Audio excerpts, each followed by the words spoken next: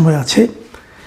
এই সময়ে এসে আমাদের প্রতিদ্বন্দ্বিতাকারী প্রধান রাজনৈতিক দলগুলো যে বিভিন্ন জোটে একত্রিত হয়েছিল, সেই প্রধান একটা জোটে একটা ভাঙনের শব্দ শোনা যাচ্ছে। সেটা হলো 11 দলীয় জোট। 11 দলীয় জোটে কারা ছিলেন? জামায়াতে ইসলাম এবং ইসলামপন্থী কয়েকটা দল মিলে এই জোটটা গঠন করা হয়েছিল। সেই জোটে একটা ভাঙনের শব্দ শোনা যাচ্ছে এবং সেই ভাঙনের শব্দ কিন্তু আদর্শিক কারণে নয়।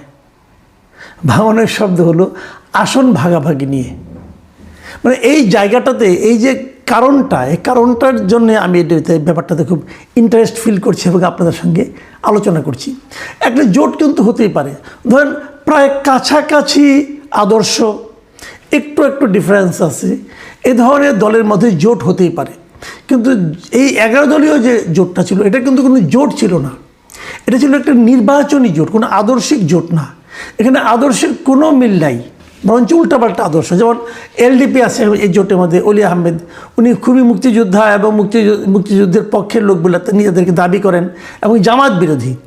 এবং দেখা যাচ্ছে যে এখানে তারা জোট করেছেন জামায়াত ইসলামের সঙ্গে এবং অন্যান্য ইসলামী দলের সঙ্গে। আদর্শের কোনো মিল নেই। আবার ধরেন ইসলামী যে দলগুলো আছে সেগুলোর মধ্যেও কিন্তু যোজন ডিফারেন্স। এই জামাতে ইসলামের যে রাজনীতি, এটা নিয়ে ইসলামী আন্দোলন, যেটা চরমনের পিরিয়ড যে দলটা আছে, ওনারা কিন্তু অনেক আক্রমণাত্মক কথা তারা জামাতে ইসলাম সম্পর্কে বলেছেন এবং এমনও বলেছেন যে জামাতে ইসলাম করলে পরে মানুষের তার ইমান নষ্ট হয়ে যেতে পারে, এমন কথাও বলেছেন। যে দল করলে ইমান নষ্ট হয়ে যাওয়ার আশঙ্কা আছে, সেই দলের সঙ্গে কিন্তু আবার ইসলামী আন্দোলন জোট করেছে। তার মানে পুরো জোটটা হলো নির্বাচনী জোট। নির্বাচনী জোটের মানে হলো যে কত বেশি আসন পাওয়া যায়।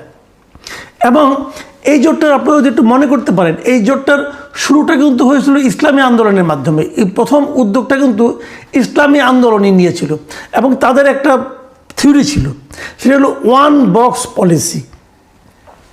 মানে ইসলাম পছন্দ যে দলগুলো আছে, যে মানুষরা ইসলামের কথা শুনে ভোট দিতে চায়, ইসলাম পছন্দ যে ভোটারগুলো আছে, তাদের ভোটগুলো একটা বাক্সে কী করে আনা যায়, এই ছিল মূল লক্ষ্য। এবং এই মূল লক্ষ্য নিয়ে তারা কিন্তু প্রথমে 5টা দল মিলে একটা জোট করে। সেই 5 দলের মধ্যে কী ছিল? তারা ছিল ইসলামী আন্দোলন ছিল, তার সঙ্গে ছিল বাংলাদেশ খেলাফত মজলিস, এই যে মামুনুল হক সাহেবের যে দলটা, এটা তার সঙ্গে ছিল কেবল একটা আছে খেলাফত মজলিস, আর একটা হলো বাংলাদেশ খেলাফত আন্দোলন, এবং তার সঙ্গে যুক্ত হয়েছিল বাংলাদেশ নিজামে ইসলাম পার্টি। এই 5টা দল মিলে তারা প্রথমে একটা জোট করে। এই জোটের 5 জনের সঙ্গে 6ষ্ঠ দল হিসাবে যুক্ত হয় বাংলাদেশ জামায়াতে ইসলাম। তাহলে 6 দলীয় জোট হলো। তারপর আরও 2টো পার্টি এর সঙ্গে যুক্ত হয়। একটা হলো জাতীয় গণতান্ত্রিক পার্টি বা জাগপা, আর একটা হলো বাংলাদেশ ডেভেলপমেন্ট পার্টি বা বিডিপি। এই দুটো যোগ হওয়াতে দলের সংখ্যা দাঁড়ায় 8টা। এই 8টা দল একসঙ্গে মিলে বেশ কিছুদিন বিভিন্ন সময় আন্দোলন, বিবৃতি, বিভিন্ন কথাবার্তা তারা কিন্তু বলেছে এবং সবাই ধরে নিয়েছিল এই 8 দলের একটা জোট হচ্ছে। এবং সেই জোট যখন হচ্ছিল, তারপর এই শেষ দিকে এসে, শেষ বেলায় এসে আরও নতুন 3টা দল এখানে যুক্ত হয়। এবং ইসলামী আন্দোলনের বক্তব্য না হলো অভিযোগ বলি আমি, ইসলামী আন্দোলনের অভিযোগ হলো এই যে আরও 3টা দল যুক্ত হয়েছে, এই 3 দলের সঙ্গে যুক্ত হওয়া এবং আসন ভাগাভাগি, এই কোনো প্রক্রিয়ার সঙ্গে ইসলামী আন্দোলন ছিল না, এটা ওদের বক্তব্য। সেই 3টা দল কি কি? একটা হলো জাতীয় নাগরিক পার্টি এনসিপি, আরেকটা হলো আমার বাংলাদেশ পার্টি যেমন এবি পার্টি, আরেকটা হলো অলি আহমেদ সাহেবের লিবারেল ডেমোক্রেটিক পার্টি বা এলডিপি। এই 3টার যুক্ত হওয়ার সঙ্গে কিন্তু অন্য জোটের অন্য দলরা অতটা ওয়াকিবহাল নয় বলে তারা অভিযোগ করেছেন। ঠিক আছে, তারপরেও তারা চলছিল এবং জোটটাকে আপাত দৃষ্টিতে 11 দলীয় জোট, 11 দলীয় নির্বাচনী জোট এবং একটা শক্তিশালী জোট হিসেবে হয়তো কেউ কেউ মনে করছিল। আজকে কথা ছিল যে এই জোটের কে কত আসন নিতে যাচ্ছে, কে কত আসন পেতে যাচ্ছে, কোন কোন আসন কে পেতে যাচ্ছে, এই সমস্ত বিষয়ে আজকে একটা প্রেস কনফারেন্সের মাধ্যমে বিষয়টা জানানোর কথা, এবং সেই প্রেস কনফারেন্সের দাওয়াতপত্র আজকে সকালে বিভিন্ন জায়গায় জামাতে ইসলামের পক্ষ থেকে পাঠানো হয়েছে মিডিয়াতে।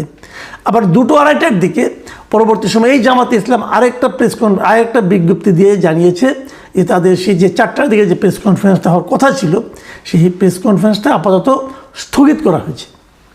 এখন সকালে ডাকা হলো, দুপুরে স্থগিত করা হলো, কারণটা কি? কারণটা হলো নেগোসিয়েশন হয়নি, সিদ্ধান্ত এখনও হয়নি যে কে কতটা আসনে নির্বাচন করবেন। এই সিদ্ধান্ত তারা এখনও নিতে পারেনি। আসলে সিদ্ধান্ত না হওয়ার পেছনে কী কারণ? না হওয়ার পেছনে কারণ কিন্তু ওই একটাই, সেটা হলো আসন। কে কতটি আসনে নির্বাচন করবেন সে ব্যাপারে কোনো ফয়সালা হয়নি।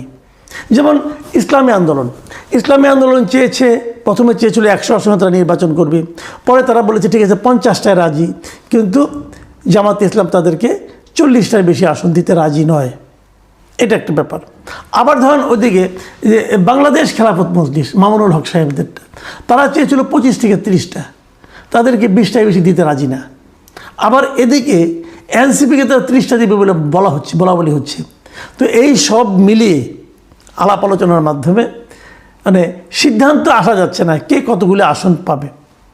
তবে এক্ষেত্রে সবচেয়ে কঠিন ভূমিকায় আছেন যে বাংলাদেশ খেলাফত মজলিস এবং ইসলামী আন্দোলন বলেছে তারা 50টার কম হলে তারা যাবে না। এখন এই যে নেগোসিয়েশনটা, ছাড়টা কোথায়? ছাড়টা হলো আসনে। এই আসনের এই ছাড় দেওয়া না দেওয়া নিয়ে সবাই এতটাই রিজিড, মানে যার অবস্থানে তারা এতটাই শক্ত অবস্থানে আছে যে শেষ পর্যন্ত আজকের যে প্রেস কনফারেন্সের মাধ্যমে ঘোষণা দেওয়ার যে ব্যাপারটা ছিল সেটাই তারা স্থগিত করতে বাধ্য হয়েছে। কবে হবে সেটা এখনও বলেনি, হয়তো 2-1 দিনের মধ্যে হবে।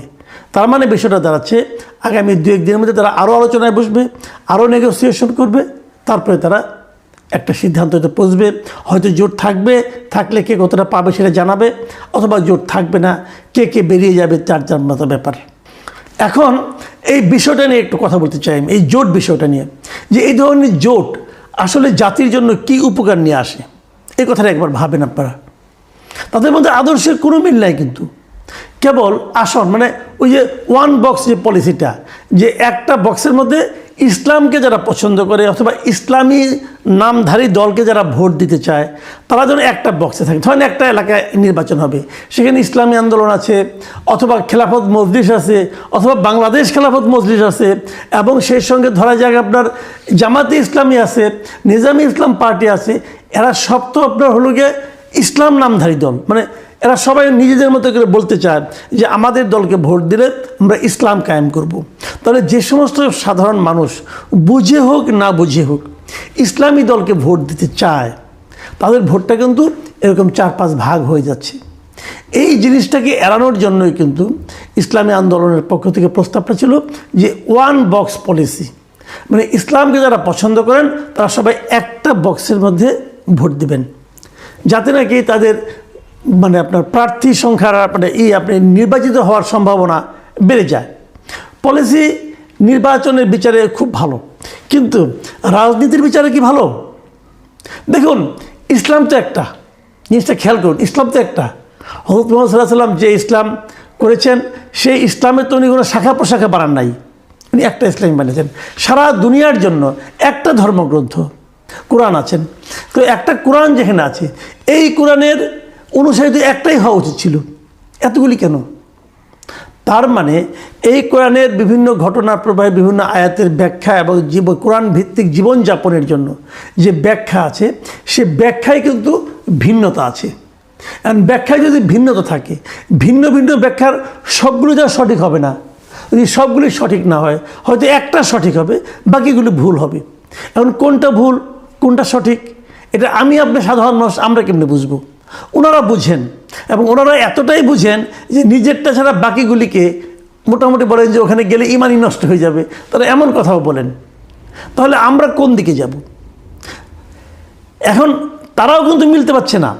তাদের যে বিভেদটা, এটা কিন্তু নৈতিক কারণে, তাদের বিভেদের কারণে তারা আলাদা আলাদা দল করেছে ইসলাম নাম দিয়া, কিন্তু ভোটের ক্ষেত্রে এক হয়েছিল। তাহলে তাদের কাছে কিন্তু আদর্শের চেয়ে ভোটটা ছিল বড়। ব্যাপারটা খেয়াল করুন, তাদের কাছে কিন্তু আদর্শিক কারণটা মূল না, ভোটটা মূল। আদর্শিক কারণে তারা একত্র হতে পারে নাই, আদর্শিক বিরোধ থাকলে সেটা আলোচনা হতে পারতো। ওই আলোচনা তারা কখনোই করে না। তারা চিন্তা করে ভোট। তাহলে যারা ভোটের কথা চিন্তা করে ইসলামী আদর্শের বিপরীতে, তাদের উপর আপনারা কতটুকু ভরসা রাখবেন এটা আপনাদের ব্যাপার, আমার কোনো বক্তব্য নাই এখানে। কিন্তু আমার প্রশ্নটা অন্য জায়গায়। আমার প্রশ্ন হলো, এখনই ভোট নিয়ে যে ঝামেলা, আসন নিয়ে যে ঝামেলা, যদি বাই চান্স এরা নির্বাচিত হয়ে যায়, যদি এরা ক্ষমতায় চলে যায়, তখন কি হবে? তখন তো আবার মারামারি বাঁধবে, না আমি ক্ষমতায় যাব, আমি ক্ষমতায় এই ইসলাম প্রয়োগ করব। জামাত বলবে আমরা ক্ষমতায় এসেছি, আমরা এই ইসলামটা কায়েম করব। ইসলামী আন্দোলন বলবে না, এটা আসলে প্রকৃত ইসলাম না, প্রকৃত ইসলাম আমাদেরটা, আমরা এই ইসলামী শাসন ব্যবস্থা কায়েম করব। তাহলে শেষ পর্যন্ত হবেটা কি ভাই? মানে সামান্য ভোটের জন্য তারা একত্র হতে পারে না, যেটা কোনো ইম্পর্টেন্ট বিষয়ই না, যেটা একটা পুরোপুরি একটা জাগতিক বিষয়। সেই ভোটে যদি তারা পাশ করে যায়, তখন কি হবে? তখন তো মারামারি আরও বড় বাজবে। তার চেয়ে বরং আগের বাজারই ভালো, পরের বাজারের চেয়ে একটা আন্ডারস্ট্যান্ডিং এখনই হয়ে যাক, দেখি কে জিতে কে হারে। তো এখন এই যে বিষয়গুলো আমি সবসময় বলি যে এই যে জোটগুলি হচ্ছে না, এদের বিবেচনায় আসলে এদেশের মানুষের জীবনযাপন কী হবে, এদেশের মানুষের উন্নয়ন কীভাবে ঘটবে, এদেশের মানুষ কোন ইসলাম গ্রহণ করবে অথবা কোন ইসলামী জীবন ব্যবস্থা তারা চলবে, এইগুলি এদের বিষয় না। এদের বিষয়টা হলো তাদের কাছে মনে হয় এই দেশটা না একটা বিশাল একটা কেক, যে আমরা কেক খাই না, পুডিং খাই কেটে কেটে, বিশাল একটা কেক। এখন এই কেকের কে কতটুকু অংশ কেটে নেবে, তাদের লক্ষ্য হলো ওইটা। তারা দেশটা নিয়ে ভাবে না, এই দেশের উপর তাদের নিয়ন্ত্রণ কতটুকু থাকবে তারা ওইটা ভাবে। এই যে গতানুগতিক রাজনৈতিক যে একটা প্রবাহ, যে গড্ডালিকা প্রবাহ, এই প্রবাহে আমরা কি ভেসে যাব, নাকি আমরা এই প্রবাহের বিরুদ্ধে দাঁড়াবো?